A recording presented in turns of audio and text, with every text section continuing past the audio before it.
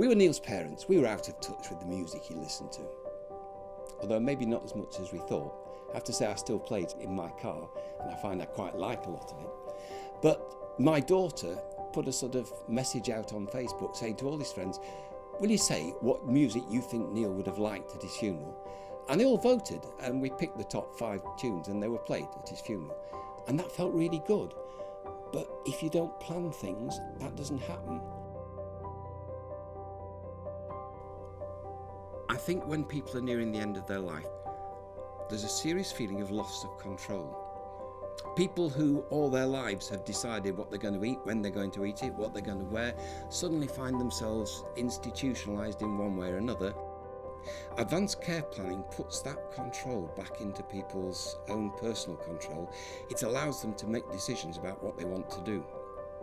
It also, I think, starts the conversation, which allows people to recognise that we're all going to end at some stage. And by doing that, it enables people to decide what they want and when they want. And it doesn't matter whether it's just planning their funeral, or whether it's dealing with their finances, or whether it's about the time or the place or the location or of where they're going to spend their last few days. And when you see people who actually do get what they want, when you see the amount of relief on their faces, when you see the way they relax because they know the conditions are right for them, you have to realise it's so beneficial. The Macmillan nurse said to Neil, "What do you want?" And he said, "I just want to go home." And she made that possible. Over 16 hours from 4:30 on the Tuesday night till 8:30 on the Wednesday morning when we went in again, and she said it's all organised. And Neil died in his own flat where he wanted to be. He was back in his flat by early afternoon, and he died there 8 o'clock that night at the age of 35. One of the reasons I believe that Neil was so keen to get back to his own flat was his love of books.